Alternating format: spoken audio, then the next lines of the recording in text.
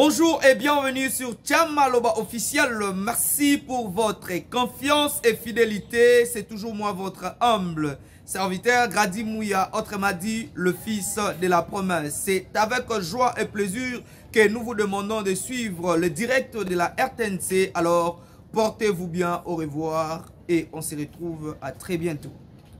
L'empreinte d'une histoire de plus de millénaires a accueilli sous un climat frais un hôte de marque.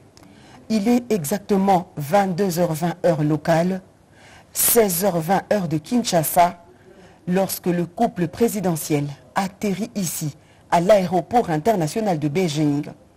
Sur le marche de la passerelle de l'avion présidentiel estampillé Simon Kimbangu, le chef de l'État Félix-Antoine Tshisekedi Tshilombo, accompagné de son épouse, la distinguée première dame Denise Nyakeru Tshisekedi, vient de fouler pour la toute première fois le sol chinois pour une visite d'État sur invitation de son homologue Xi Jinping.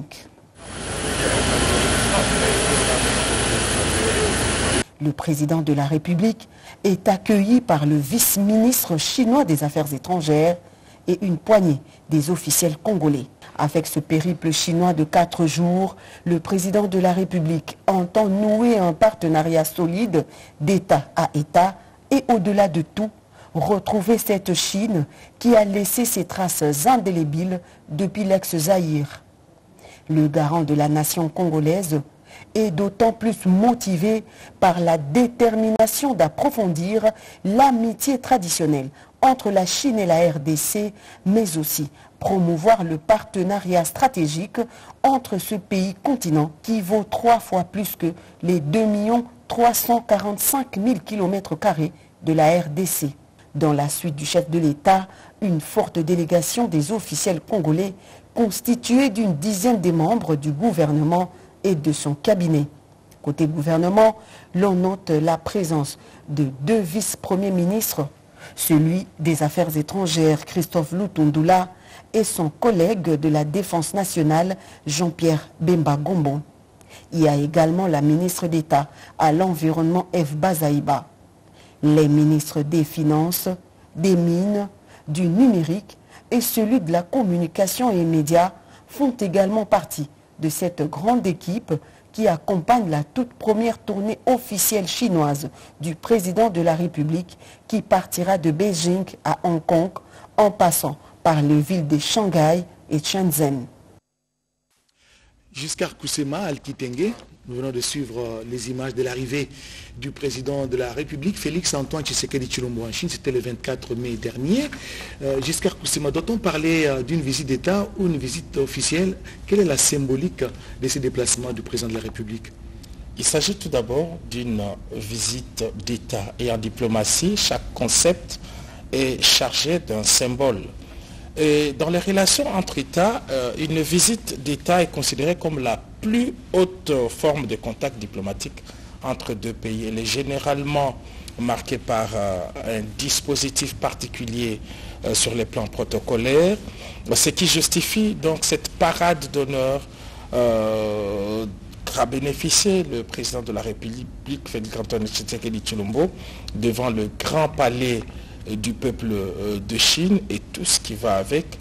Et donc cela traduit simplement, oui, cela traduit la volonté de la part du pays qui accueille de pouvoir renforcer les relations diplomatiques. Cela marque également la considération envers son hôte des marques. C'est vrai, il ne s'agit pas ici des amitiés interpersonnelles parce que les amitiés n'existaient pas entre États, on le sait, mais il s'agit simplement des intérêts. Donc ça signifie que c'est ce qui vient de se passer ces jours, marque donc un tournant dans les relations sino-congolaises vieilles d'un demi-siècle, et généralement des visites d'État se terminent par la signature des accords qui viennent redynamiser, qui viennent traduire justement la volonté des deux pays de pouvoir développer des relations diplomatiques ou économique assez approfondie. Et puisque vous parlez de visite d'État,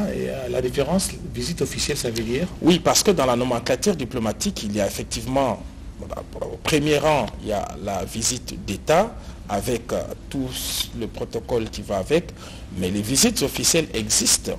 Il y a des visites officielles, un chef d'État peut arriver dans un autre pays, non pas, il est accueilli avec un protocole minimum réduit, c'est une visite officielle. Des visites privées existent également. Un chef d'État peut aller à l'étranger, dans n'importe quel État. Voilà, pour plusieurs raisons, en visite privée, tout comme en visite médicale également. Et il n'aura pas droit à ce genre d'honneur. Et donc, pour l'histoire de notre pays, c'est la deuxième visite d'État. La toute première, effectivement, dans les années 70, c'était celle du maréchal Mobutu. Et c'est une visite d'État qui s'est traduite par des symboles chinois qui sont à travers Joseph Kabila la ville de Kinshasa. Et il a été reçu, oui, c'était en visite officielle. Et vous avez remarqué que le protocole était réduit. Il n'a pas bénéficié de ce protocole. Et dans la tradition, pour le cas d'une visite d'État, on donne l'occasion à l'invité de marque de pouvoir se faire raconter l'histoire du pays. C'est comme ça qu'on a vu le président de la République visiter la cité. Quelques sites, ces lieux, voilà. Jusqu'à on va y revenir. Pour lui permettre de s'imprégner. Et puis l'autre différence, la visite officielle, c'est que les chefs d'État qui arrivent peuvent solliciter et obtenir une réponse favorable, alors que la visite d'État, c'est vraiment entre deux États et préparée de longue date. C'est bien compris. Al Kitenge, visite d'État avec tout l'artifice qui accompagne, tous les honneurs qui accompagnent un chef d'État. Il y a eu 21 coups de canon qui ont été tirés à l'arrivée du président de la République, Félix Antoine Tshisekedi Tshilombo, en Chine. Cela représente quoi, vous qui êtes stratège et analyste? En fait, en réalité, la symbolique qui vient avec la visite d'État du chef de l'État congolais en Chine, c'est une visite, c'est une symbolique qui détermine la puissance géopolitique qui est accordée à la République démocratique du Congo. Comme vous le savez, il y a près de 20 ans, la Chine a pris le choix de s'installer en République démocratique du Congo et de prendre possession ou position dans le secteur minier stratégique.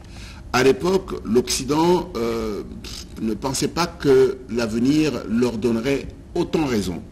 Et aujourd'hui, nous sommes dans une situation où la Chine a la quasi-forme de monopole de minéraux stratégiques, les minéraux que l'on appelle aujourd'hui les minéraux du futur, et nous sommes heureusement pour nous les pourvoyeurs de ces minéraux, et la pression devenant grande parce que finalement l'Occident a remarqué le retard qu'il a. Et la pression qui est de qui? Des Occidentaux. Ils ont compris qu'ils étaient largement en retard. Ils ont laissé les entreprises chinoises s'installer et consolider leur position. Donc aujourd'hui, les Occidentaux essayent de revenir d'une manière ou d'une autre pour essayer d'arracher une partie du contrôle des minéraux du futur. Et c'est pour ça que la Chine organise de manière intelligente cette visite d'État pour à la fois rassurer le chef de l'État, réparer les différentes instabilités qu'il y a entre les deux États du point de vue économique et diplomatique, et s'assurer que les deux ont les pieds fermes pour l'avenir ensemble. Mais rassurez-vous que dans l'espace Grand Katanga, pratiquement toutes les entreprises minières sont occupées ou gérées par les Chinois. Je pense ici à Tenke Fungobe Mining, je pense à Sicomine, je pense à Somidez, je pense à CNMC, le groupe CNMC. 80% de notre activité minière est entre les mains des entreprises à capitaux chinois. Mais la seule chose qu'il faut quand même savoir, c'est que jusqu'à présent, toutes ces entreprises produisent les minéraux transformés au premier et au deuxième degré. Toute la chaîne de valeur est encore vierge. Et donc les Occidentaux et d'autres pays ont aujourd'hui la possibilité de s'installer sur la partie haute de la valeur ajoutée des minéraux. Et c'est pour ça que vous entendez des gens dire qu'ils vont venir faire des batteries. C'est une manière de pousser la transformation des matières qui sortiraient, y compris des entreprises chinoises. Donc il y a encore de la place, et je pense que la position de la Chine aujourd'hui, c'est de dire, même sur la valeur ajoutée, nous sommes en mesure de nous positionner. La frustration de Félix Antoine Tshisekedi est toujours de dire, oui, nous extrayons nos minéraux, un jour ils vont se terminer, nous ne gagnons pas suffisamment. Et la partie haute de la transformation est faite à l'extérieur du pays. Et l'objectif du chef de l'État, c'est aujourd'hui d'essayer de faire en sorte que la transformation transformation la plus poussée se fasse sur le territoire congolais, d'où se pose toute la question de l'énergie nécessaire pour passer à cette phase. Voilà, ça c'est l'idéal, en tout cas pour prétendre à un développement. En République démocratique du Congo, nous l'avons dit dès l'entame de cette émission que le président de la République a eu un tête-à-tête avec son homologue chinois Xi Jinping à Beijing. Il y a eu un accord de partenariat qui a été signé, un partenariat stratégique entre la Chine et la RDC. Si à moins de décliner un peu les contenus de ces partenariats, Giscard. Oui, nous voulons d'abord rappeler ici que cette rencontre sonne en fait un tournant dans l'histoire des relations entre les deux États.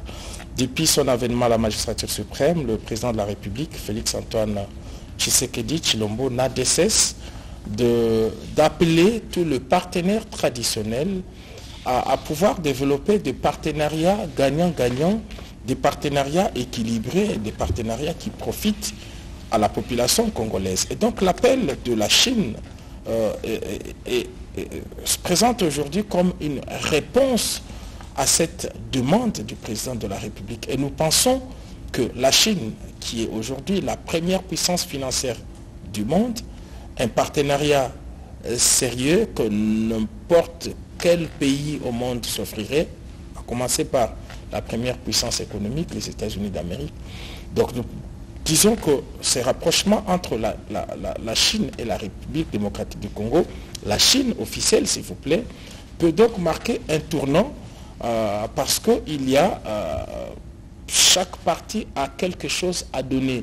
La République démocratique du Congo a donc c'est un partenariat win-win, gagnant-gagnant. C'est ce que le président de la République a toujours souhaité, il n'a de cesse de le dire. Il a toujours été ouvert à n'importe quel partenaire.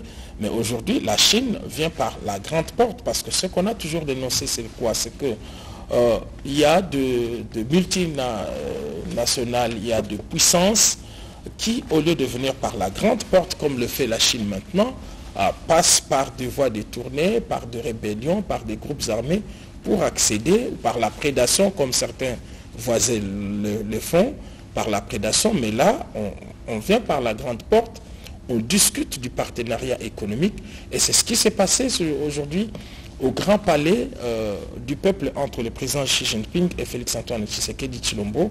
Et les premiers résultats, comme vous l'avez dit, c'est la signature d'un certain nombre de mémorandums d'entente. Et les tout premiers mémorandums d'entente portent justement sur l'investissement et l'exploitation écologique des ressources naturelles de la République démocratique du Congo. Et nous pensons que le président de la République a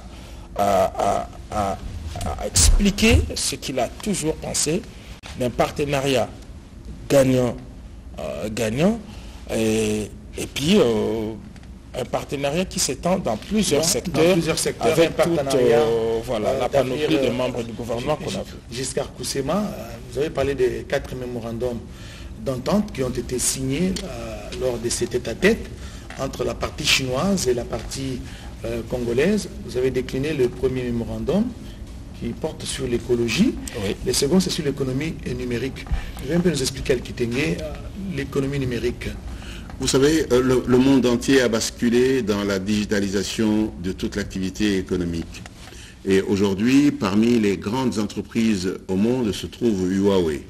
Et vous le savez très bien, même les États-Unis l'ont tellement redouté qu'ils ont dû lui refuser l'accès à un certain nombre de biens. Aujourd'hui, toute la question est de dire, si vous voulez un accélérateur de l'économie dans un pays comme le nôtre, c'est les technologies de l'information. Si vous voulez un décélérateur de l'économie, c'est la corruption. Et donc, si nous, grâce à la technologie, nous tournons le dos à la corruption, nous pouvons accélérer notre développement. Mais je voudrais ici vous rappeler une chose extrêmement importante, c'est qu'aujourd'hui, cette visite a été incitée par la partie chinoise. Et donc, la Chine a un agenda très particulier et détaillé, et même l'ensemble de contrats qui vont être signés, c'est des contrats qui ont généralement été initiés par la Chine. Nous avons la possibilité aujourd'hui, et le chef de l'État l'a annoncé plusieurs fois, à la suite du rapport de l'IGF, l'intérêt de pouvoir rééquilibrer des contrats avec les entreprises privées dont l'État chinois est actionnaire, la possibilité de pouvoir rééquilibrer les intérêts. Mais moi je dis toujours une chose, et elle est très simple. La Chine, c'est quand même 1,3 milliard de personnes. C'est donc un marché potentiel. Quel est l'agenda de la République démocratique du Congo en matière de viser sur le marché chinois? Et je pense que la prochaine fois, et c'est des choses qu'il faut être en mesure de mettre en place, c'est nous déterminer comme étant un véritable fournisseur en ayant déterminé ce que nous aurons identifié comme besoin de la Chine et être en mesure de considérer la Chine comme étant notre marché. Aujourd'hui, c'est la Chine qui nous programme. Il faudrait que nous soyons en mesure de programmer la Chine demain. Par exemple, à quel niveau? Parce que nous recevons tout de la Chine, les habits, les souliers, tout vient de la Chine. Est-ce que dans ces rendez-vous du donner, du recevoir, nous avons de la place? Regardez, nous vendons à la Chine pour près de 17 à 18 milliards de dollars et nous achetons pour 17 à 18 milliards de dollars. Vous savez ce que nous vendons à la Chine? C'est les produits miniers. Les produits miniers ne créent pas des emplois. C'est comme on appelle capital intensive. Ça utilise beaucoup de machines. Mais eux, quand ils nous vendent des habits, ils nous vendent des petites choses de rien du tout qui créent énormément d'emplois chez eux. Ça veut dire qu'en fait, pour le même flux échangé, chez eux, l'effet de redistribution est beaucoup plus important que chez nous. L'effet dans l'économie de tous les jours est plus important chez eux que chez nous. Et donc nous devrions être en mesure, par exemple, de viser la nourriture. Vous savez, par exemple, que la Chine ne produit pas le lait qu'elle consomme. Le lait des enfants est absolument importé. Si nous pouvions être en mesure de nous positionner sur ce genre de produits et d'autres encore, il serait possible pour nous d'avoir la capacité de fournir à la Chine. Je voudrais ici rappeler un jeune Rwandais qui a eu l'équivalent d'à peu près 500 millions de dollars de bons de commande pour du piment. Il n'a pas de place en Chine et ici il y a beaucoup de place. Et ce genre de contrat, nous devrons en avoir par centaines. Nous devons capitaliser l'amitié que nous avons avec la Chine pour aller chercher dans nos avantages comparatifs pour être en mesure de pouvoir devenir des fournisseurs. Vous savez, un pays s'appauvrit quand il achète, il s'enrichit quand il vend. Et pour nous, la Chine est une véritable opportunité de par sa taille et la taille de sa population. Donc la visite du président de la République en Chine vaut la peine. C'est une première porte ouverte. Pour la RDC. C'est une première porte ouverte où nous allons décider de l'agenda chinois et nous allons régler les problèmes qui nous mettent en difficulté pour l'instant. Mais c'est une opportunité pour nous pour développer une diplomatie économique offensive. Une opportunité pour la RDC de développer une économie offensive, comme vous l'avez dit. Giscard Koussema, l'autre mémorandum qui a été signé lors de cet état-tête, parce que nous allons suivre ce reportage, ça porte sur la promotion de la croissance verte, l'économie verte entre les deux États. Effectivement, on a souvent présenté la République démocratique du Congo, avec raison d'ailleurs, comme étant un scandale, une solution justement aux problèmes écologiques qui se posent à travers le monde. Et la Chine a cet avantage d'avoir justement cette technologie qui peut nous permettre à réussir cette transition écologique, comme les spécialistes aiment bien l'appeler. Donc, dans ces nouveaux partenariats que veut le président de la République entre la Chine et la République démocratique du Congo, il y a toute une diversité des domaines.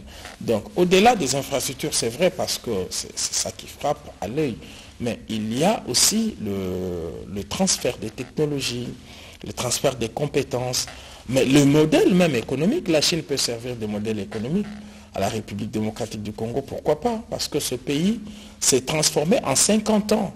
Donc il est passé du statut de pays pauvre à pays riche. À pays riche. Aujourd'hui, c'est la première puissance financière du monde. Et même première puissance financière par rapport aux États-Unis. Et les États-Unis sont le premier emprunteur justement devant la Chine.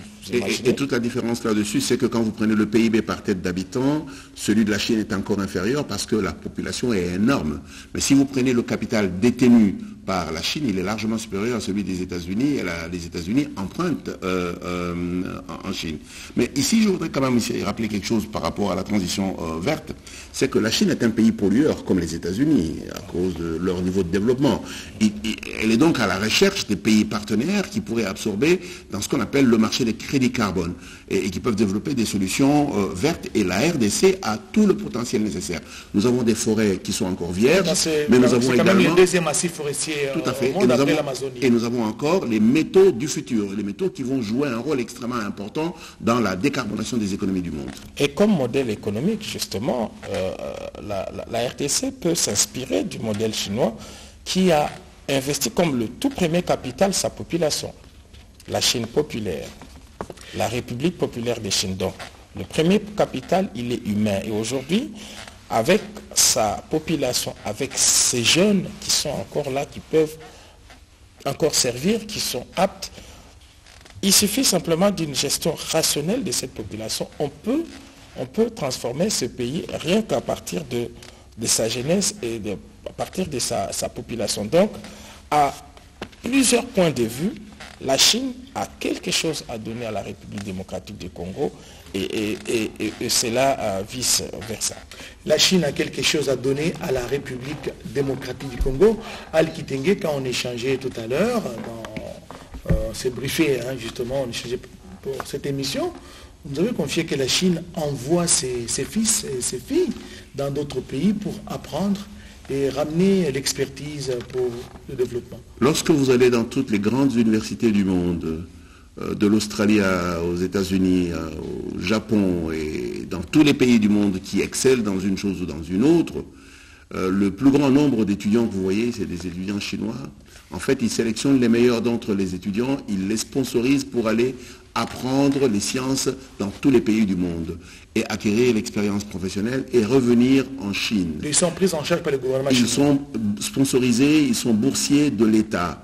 Et c'est un mouvement volontaire d'envoyer les commandos intellectuels à la recherche du savoir et du savoir-faire. Et c'est ce qui fait aujourd'hui la puissance de la Chine. Vous savez, quand ils vont à l'extérieur, dès qu'ils ont acquis l'expertise, vous savez ce qu'ils font? Ils rentrent en Chine pour bénéficier du dividende démographique. Parce que le nombre de personnes qu'il y a en Chine, c'est une véritable opportunité. Quel que soit ce que vous faites, si c'est bon et vous avez 1,3 milliard de consommateurs, vous devenez riche du jour au lendemain. Mais la plupart des Congolais, quand on les envoie comme ça, ils ne rentrent plus Al Kitenge. Oui, ça revient à ce que le directeur de cabinet disait, le directeur de cellule de communication disait tout à l'heure, c'est que en fait, chaque chose procède de ce qu'on appelle une planification. La Chine a un plan de travail pour 50 ans. Et donc, la formation qui est donnée aux jeunes gens, on leur dit, partez, restez 5, 10 ans, mais revenez ici, il y a un plan pour vous absorber. Et ça, c'est la plus grosse difficulté que nous avons ici. Nos planifications, généralement, sont à courte durée, 3 à 5 ans. C'est pour ça que le plan à nous sont des plans quinquennaux. On ne peut pas se développer avec des plans quinquennaux. Nous devons avoir la capacité de nous projeter dans le temps pour être en mesure d'engager des effets qui... Il faut un programme structurel. Absolument, des effets qui sont cumulatifs. Et ça vous permet d'engager des grands projets. Et aujourd'hui, on a une grande transformation dont on ne se rend pas compte. Et le chef de l'État a initié cette affaire des 145 territoires. Ces 145 projets qui se font en même temps sur toute l'étendue de la République, c'est la première fois que cela arrive. Il ne faudrait surtout pas que nous commettions l'erreur de Brazzaville avec la municipalisation accélérée. Il faut que derrière... Ça veut dire quoi? Expliquez un peu parce que... À Brazzaville, ils ont fait ce que nous sommes en train de faire il y a 15 ans. Ils ont développé des pôles différents dans les différentes petites villes. Donc, et des pôles de développement à gauche à droite. Et c'est des pôles qui ont été financés par l'État. Mais après, il n'y a pas eu une économie qui a suivi, qui devrait être une économie engendrant la transformation et qui devait être portée par des privés. Et donc nous avons cette possibilité. Mais pour que cela réussisse, il faudrait que nous mettions ça dans un plan de 10, 15 ans, 20 ans. Et cela permettra aux gens d'avoir une visibilité sur les grands projets. Je dis ça de manière simple. Vous savez, ce qui a fait la transformation de la Chine, c'est les 3 gorges.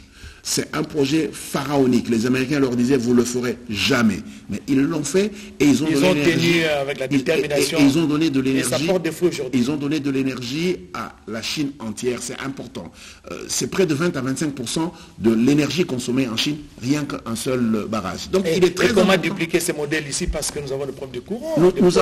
Nous avons 2 fois plus grand que les 3 gorges. Mais qu'est-ce qui nous manque pour... Il nous manque la discipline d'exécution et il nous manque le début et l'action. Et ça, c'est extrêmement important. Et pour le faire, ça prend 10-15 ans. Et donc, il faut libérer le chef de l'État des actions visibles pour qu'il soit en mesure de poser des actes dont les résultats arriveront même après lui. Vous savez, la grande transformation de ce que moi j'appelle la route du cobalt, qui partirait de la partie sud du pays et qui arriverait à Mwanda. Il nous faut un chemin de fer puissant, il nous faut des autoroutes puissantes pour être en mesure de cheminer l'économie de notre pays. Al Kitenge, on a beaucoup à dire, Je voudrais d'abord qu'on suive ce reportage sur les tête-à-tête entre le président de la RDC, Félix Antoine Tshisekedi Tshilombo, et celui de la République populaire de Chine, Xi Jinping. Vendredi 26 mai 2023, journée inoubliable qui constitue le point d'orgue de la première visite d'État du président Félix Antoine Tshisekedi Tshilombo en Chine.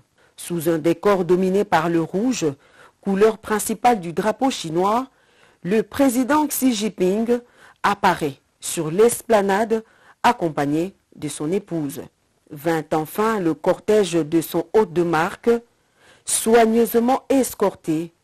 Félix-Antoine Tshisekedi Tshilombo, enfin devant son homologue Xi Jinping, les instants de chaleureuses salutations accompagnés de leurs épouses respectives.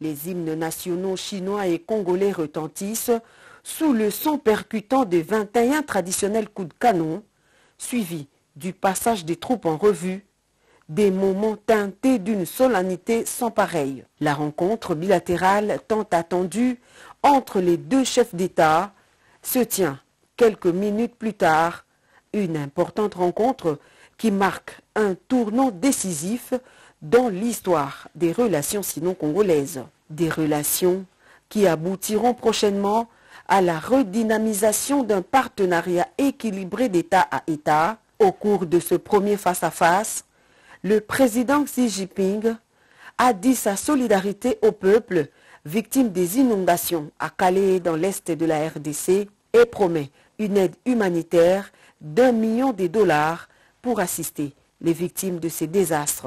Au chapitre des accords, la République démocratique du Congo en rafle 5 au total. Le premier porte sur l'investissement dans les ressources et la coopération écologique. Le second est un protocole d'entente sur l'échange et la coopération en matière d'information et de la communication. Le troisième concerne le commerce et la coopération en matière d'économie numérique. Et le quatrième accord s'articule autour du financement et de la promotion du développement écologique. Enfin, la dernière signature est un accord de coopération entre la radio-télévision nationale congolaise et la chaîne nationale chinoise. Vous l'avez suivi, le quatrième accord a concerné la radio-télévision nationale congolaise RTNC et la CGTN, la chaîne nationale chinoise, en français bien sûr. Il y aura un partage de programmes, de contenus. Les Chinois voudraient savoir comment les Congolais mangent, comment ils dorment, et vice-versa. J'espère que c'est mes commentaires. Mais surtout aussi l'aspect technique, pourquoi pas. Aujourd'hui, nous savons que nous avons pris du retard dans la numérisation de la télévision. Nous sommes très loin derrière les Chinois et donc ce partenariat peut permettre à la RTNC de se rééquiper, de pouvoir uniformiser toute la chaîne de radiodiffusion et télévision. C'est quelque chose qui est à saluer. Et juste après la cérémonie, la signature, j'ai échangé avec la directrice générale de la RTNC, Madame Sylvie Elengue Nyembo. Elle m'a confié que ces partenariats, ces mémorandums n'est astreint à aucune conditionnalité.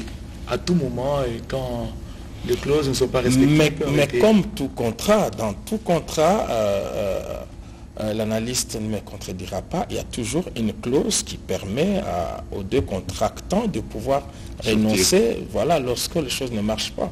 C'est ce qui est arrivé avec le contrat chinois signé en 2008. Sur papier, il était présenté comme étant le meilleur projet, mais lorsqu'après une évaluation, on se rend compte que c'est rééquilibré, et donc les deux contractants peuvent se remettre autour de la table. Voilà, et renégocier le terme. Et jusqu'à ce que je vous retiens, quels sont les dividendes ou les retombées immédiates du séjour du chef d'État, bien que ce n'est pas encore fini. Nous avons tendance à tout réduire sur le plan économique, mais nous oublions que la Chine, au-delà d'être la première puissance financière, est membre permanent du Conseil de sécurité bénéficiant du droit de veto. Et donc lorsque vous êtes en partenariat avec une puissance politique, parce que la Chine peut exercer sa puissance politique au niveau du Conseil de sécurité, c'est un appui important. Il y a quelques jours, et ça on ne l'a pas assez commenté, c'est que pour la première fois, la Chine s'est prononcée pour le retrait immédiat et sans condition de troupes terroristes du M23 et leurs parrains rwandais du territoire congolais. On connaît la neutralité de la Chine dans ce genre de situation, mais là, c'est un appui non moins important qu'il faut souligner.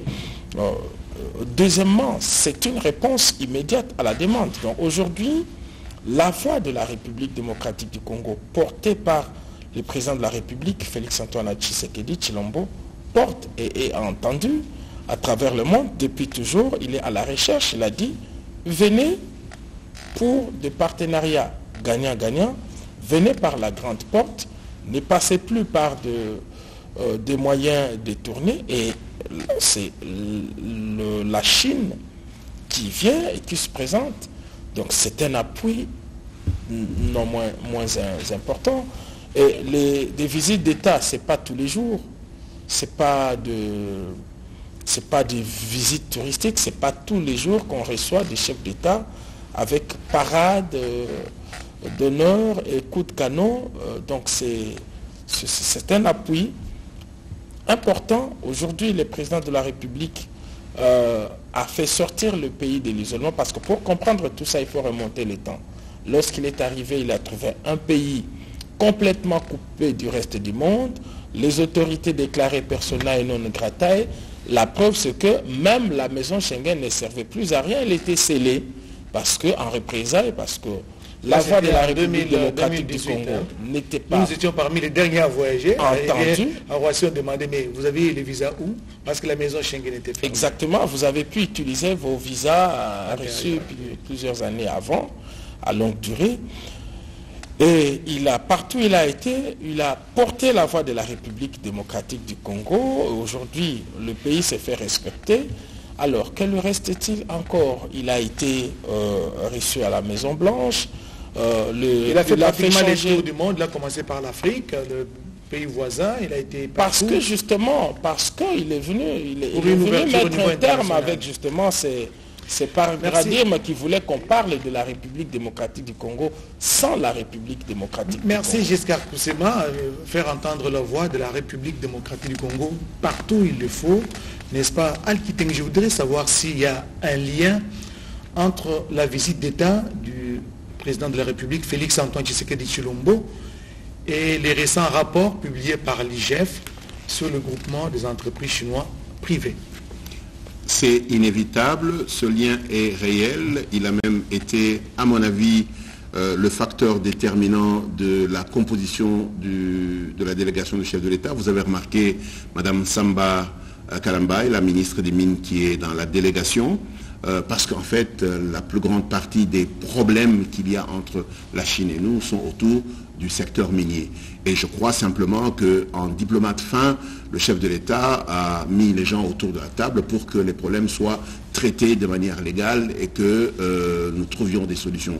L'intérêt pour nous, ce n'est pas d'aller nous chamailler avec la Chine. L'intérêt pour nous, c'est de rééquilibrer nos conditions de travail pour hier, aujourd'hui et surtout pour l'avenir. Mais pourquoi aller directement rencontrer les officiels? Parce que le rapport de l'IGF, c'est plus pour les entreprises privées. Il faut savoir, et l'ambassade de Chine l'avait déjà dit ici, et c'est son travail, la plupart de ces entreprises que vous voyez ici, même si elles sont privées, un des acteurs majeurs à l'intérieur, c'est l'État. Et donc, ça s'appelle la force extérieure d'un pays. Ça sous-entend qu'en fait, la présence des entreprises chinoises, c'est d'abord la réputation de la Chine. Et la Chine ne voudrait pas que sa réputation soit traînée dans la boue. Et donc, c'est un processus de réparation important. La deuxième des choses, c'est que c'est la géopolitique et la géostratégie et la puissance géopolitique du pays, de la Chine, pour savoir qu'elle contrôle, je parle de la Chine, elle contrôle les minéraux du futur. Et tous les minéraux du futur font toute la différence. Celui qui les contrôlera le monde et sera plus rapide à progresser que tous les autres. Un commentaire, Giscard? Oui, ce que je peux ajouter à ce que l'analyste vient de dire tout à l'heure, c'est que dans les nouveaux partenariats qui veulent s'installer entre la République démocratique du Congo et la Chine, c'est cet équilibre d'État à État. Parce que comme on l'a dit ici, depuis les années 70 avec le maréchal Mobutu, le partenariat qui s'est établi mettait aux prises en fait l'État chinois, mais à travers des entreprises. Mais je voudrais aussi préciser qu'il n'y a pas que le volet politique dans le voyage du président de la République, dans cette visite d'État. C'est vrai qu'aujourd'hui, c'était l'étape politique, mais il y a 3 autres étapes qui sont éminemment économiques. Mais il est attendu à Shanghai. Voilà, à Shanghai, puis à Shenzhen et à Hong Kong, et au niveau de ces 3 villes, ce sont des échanges purement économiques. Il est prévu une série de rencontres avec des entreprises chinoises et nous pensons qu'à cette occasion, toutes ces questions de rééquilibrage des contrats qui existent encore seront débattues. Et vous avez suivi à travers les médias périphériques que le président a même pu rejeter certaines rencontres parce que son agenda est plein alors qu'il y a 5 jours au niveau du territoire chinois. Alkiteng, est-ce qu'il y a de la place pour tout le monde au Congo? Je vais parler des investisseurs. Parce que tantôt vous avez parlé des Occidentaux qui sont en train de mettre la pression. Ils ont compris qu'ils sont un peu en retard par rapport à... Ils sont très en retard. Très en retard. Il faut rattraper ces trains de développement.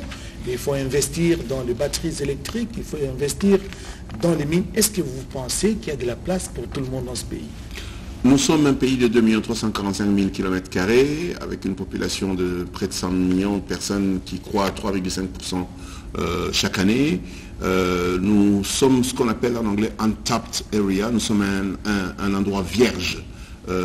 Nous n'exploitons pas notre bois. Les minerais qui sont dans la partie centre du pays et dans la partie nord n'ont jamais été touchés. Nous avons une grande réserve de fer à Banalia qui n'a jamais été touchée. Nous n'avons pas de route, nous n'avons pas de chemin de fer. Nous avons donc aujourd'hui des défis majeurs et un seul partenaire ne pourrait pas être suffisant pour être en mesure de nous faire avancer.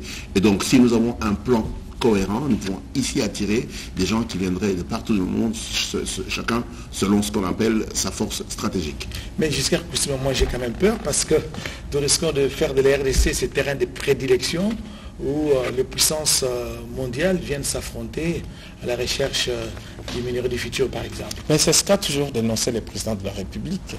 Plutôt que d'être un lieu d'affrontement, on établit des ponts.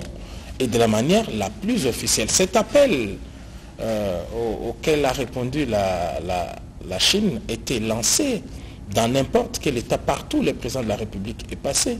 Il l'a dit aux Américains, il l'a dit aux Africains.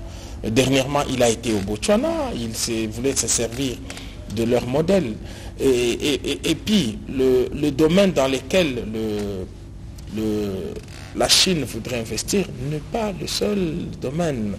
Aujourd'hui, à tout point de vue, la République démocratique du Congo est vierge. Est vierge, c'est un scandale. Mais avec ces terres arables, on peut investir. Mais le pétrole congolais, il n'est pas exploité par des Chinois. Vous avez vu tout le potentiel que nous avons avec des blocs pétroliers, même dans la ville de Kinshasa. C'est un domaine qui cherche aussi des partenaires. Et que dire de tous les minerais du futur et Donc, bref, il y a encore un domaine vierge et donc les partenaires sont les bienvenus et le plus important pour nous est que cela puisse transformer le quotidien des Congolais, que ce soit de partenariats solides d'État à État, comme les 2 chefs d'État l'ont si bien déclaré aujourd'hui au Grand Palais du Peuple de Chine. Jusqu'à Kusema Alkiteng, nous sommes en train de terminer cette émission. Quelle est la principale leçon, vous, en tant que stratège et analyste économique? Vous avez pu retenir bien sûr que nous sommes... le chef d'État n'a pas encore bouclé sa mission, mais à voir seulement ce qu'il a déployé comme activité. Quelle est la principale leçon, le principal enseignement que vous avez tiré du séjour chinois du président congolais? D'abord, que rien ne se construit au hasard, ça doit se planifier, et que si vous désirez agir pour accumuler des résultats, il faut agir en toute discipline. C'est la chose qui caractérise le plus la République populaire de Chine. Et je crois aussi que les chefs d'État sont encore... Il faut beaucoup de discipline, justement. Il faut beaucoup de discipline pour être en mesure d'exécuter correctement les différents projets.